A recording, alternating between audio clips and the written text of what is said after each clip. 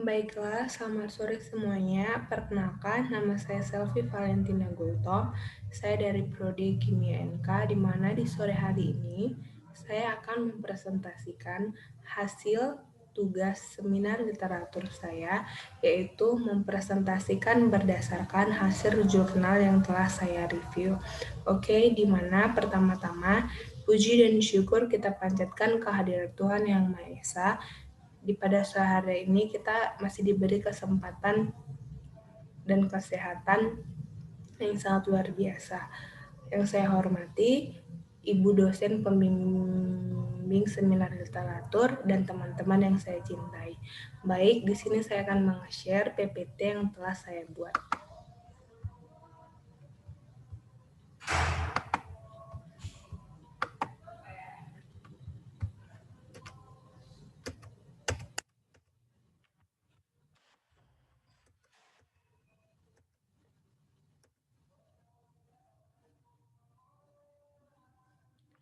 Baik, di mana jurnal yang telah saya review yaitu berjudul Isolasi DNA Genom dan Identifikasi Kekerabatan Genetik Nanas Menggunakan RAPD atau Random Sampling.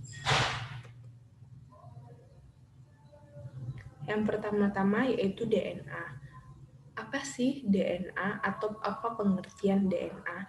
DNA adalah polimer asam nukleat yang tersusun secara sistematis dan merupakan pembawa informasi genetik diturunkan kepada jasad keturunan. Rumus kimianya sudah ada tertera di situ. DNA yang terdapat di dalam sel dapat berupa DNA nukleus, DNA mitokondria, dan DNA kloroplas.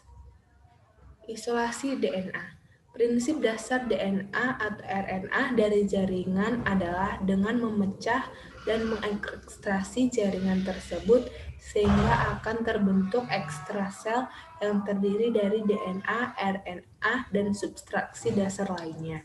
Yang pertama, pelisisan untuk memecah dinding dan membran sel. Yang kedua, sentrifugasi untuk memisahkan hasil lisisan atau dinding sel dan kloroform dari DNA dengan kecepatan tertentu. Yang ketiga, ekstraksi untuk memisahkan senyawa DNA dari protein lipid dengan cara pengocokan. Lanjut, yang keempat, purifikasi untuk memurnikan DNA dari kontaminasi seperti senyawa sekunder atau fenol, polisakarida. 5. Sentrifugasi untuk memisahkan senyawa DNA dari pengotoran dengan kecepatan tertentu, yaitu yang keenam, presipitasi untuk mengendapkan DNA. Isolasi genom dilakukan dengan menggunakan metode CTAB atau Central Triad Ammonium Bromida. Tahapan-tahapan isolasi genom berikut.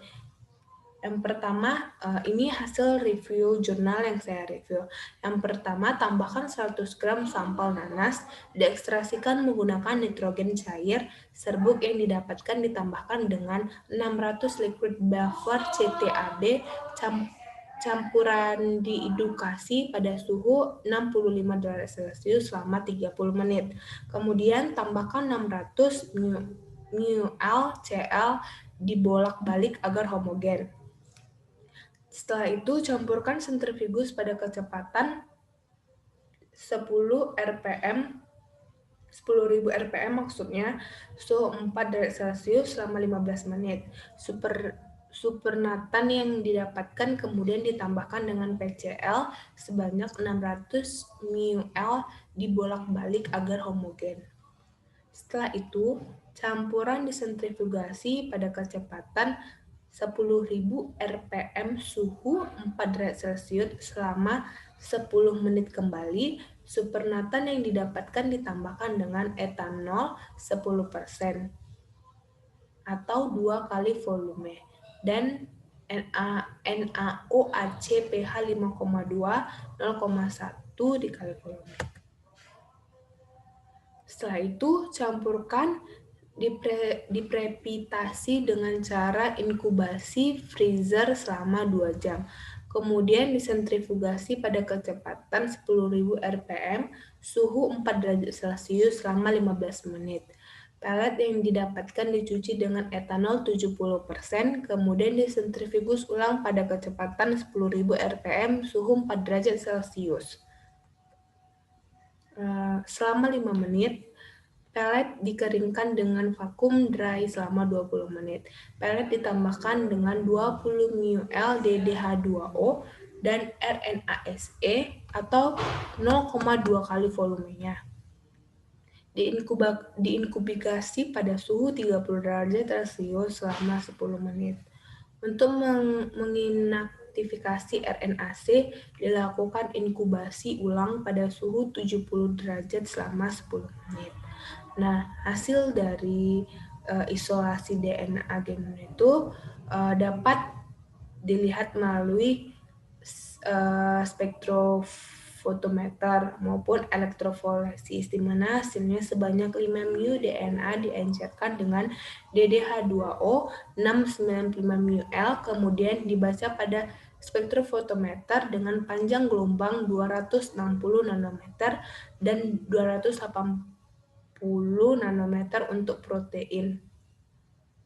Tahapan ini berfungsi untuk mengetahui kemurnian dan konsentrasi DNA genom. Hasil isolasi DNA genom dan pengukuran kualitatif serta kuantitatif DNA. Isolasi DNA genom pada daun nanas memiliki prinsip berupa isi sel, presipitas atau pengendapan, dan purifikasi atau pemurnian. Isi sel dilakukan dengan pengerusan atau grinding bersama nitrogen cair dan buffer CTAB. Di mana ini hasil yang di bawah yaitu tabel hasil dari hasil pengukuran kuantitas serta kualitas DNA dari jurnal yang sudah saya review. Oke, baik, selanjutnya yaitu kita analisis keragaman menggunakan teknik RAPD. Hasil analisis DNA pada ketiga jenis daun nanas pertama, kedua, dan keempat dengan metode RAPD, pengukuran aplikasi dari primer OPA 2, 3, dan 4 didapatkan 17 fragmen DNA lampiran. Pita-pita DNA yang ditampilkan terletak pada posisi antara 250 BP dan 3000 BP.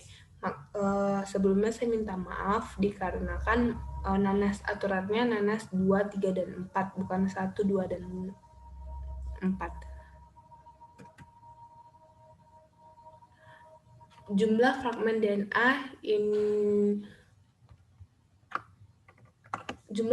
DNA yang diproduksi untuk setiap primer berkisar antara 1 hingga 8, seperti yang dilihat pada gambar yang di atas. Yang tadi, yang ini.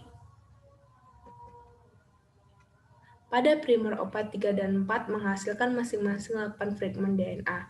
Jumlah pita polimorfis terbanyak terdapat pada primer OPA 3 dan 4, yaitu masing-masing sebanyak 3.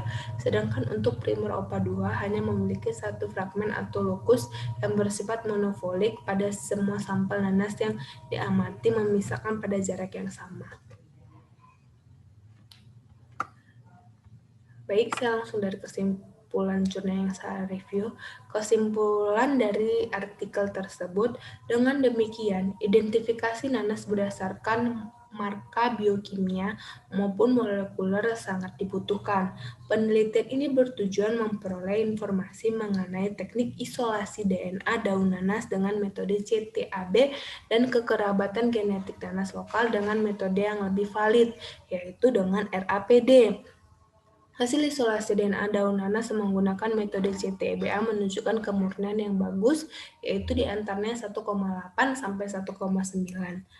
Hasil analisis RAPD dan dendrogram menunjukkan bahwa kisaran kekerabatan antara kedua kelompok nanas tersebut berkisar antara 0,95 sampai 100. Hal ini menunjukkan bahwa kekeragaman antara ketiga jenis nanas kode 1, 2, dan 4 sangat rendah, meskipun memiliki fenotip yang berbeda. Baik, sekian dan terima kasih. Saya mohon maaf jika ada kata-kata yang kurang jelas ataupun kurang baik yang saya ucapkan. Sekian dari presentasi saya, lebih dan kurang saya minta maaf. Baik, selamat sore.